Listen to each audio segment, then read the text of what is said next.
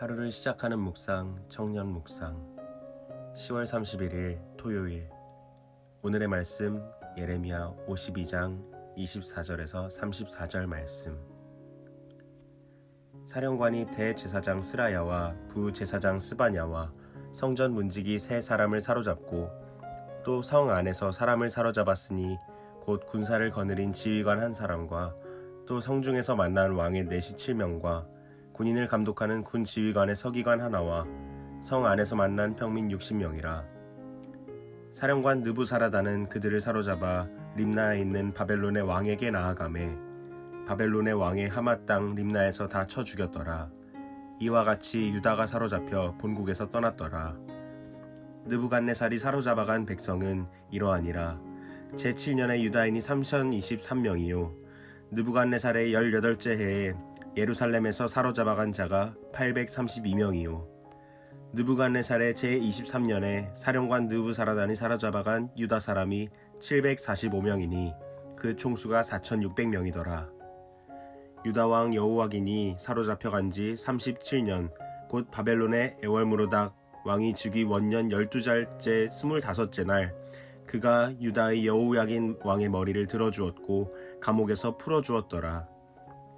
그에게 친절하게 말하고 그의 자리를 그와 함께 바벨론에 있는 왕들의 자리보다 높이고 그 제수의 의복을 갈아입혔고 그의 평생 동안 항상 왕의 앞에서 먹게 하였으며 그가 날마다 쓸 것을 바벨론의 왕에게선 받는 정량이 있었고 죽는 날까지 곧 종신토록 받았더라. 아멘.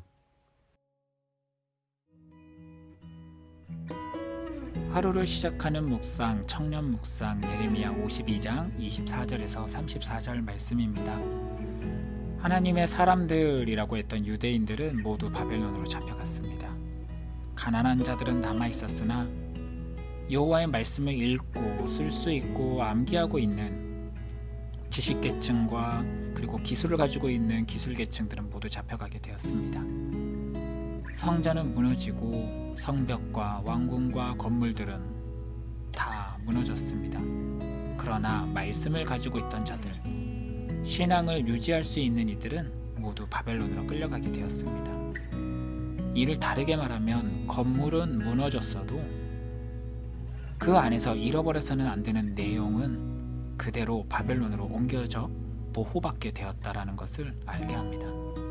겉으로 볼 땐 파괴되고 끌려간 것이지만 안에서 볼 땐 말씀이 유지되고 관점이 확대되어지고 하나님을 향한 확실성이 일어나게 되는 기간을 가지게 된 겁니다.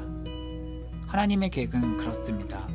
겉으로 볼 땐 징벌이고 책망이지만 동시에 그 안에서는 회복과 보호가 같이 일어나고 있는 것이 하나님의 놀라운 계획입니다. 그런 관점에서 회복에 대한 희망을 마지막으로 예레미야를 마치게 됩니다. 일찍이 왕이 되었던 어린 왕 여호야긴이 감옥에서 나와 바벨론 왕의 식탁에 함께 앉을 수 있는 신분의 회복이 일어나게 된 것입니다. 감옥의 죄수에서 왕족으로의 회복의 모습을 통해 폐허화가 된 예루살렘의 회복을 희망할 수 있게 되었습니다. 더 나아가 신앙인들에게도 힘들고 어려운 상황 속에서도 회복의 은혜를 허락하시는 하나님의 놀라운 계획들을 기대할 수 있는 은혜를 허락하십니다. 오늘을 살아가는 우리도 이 하나님의 은혜를 기대하며 나가기를 원합니다.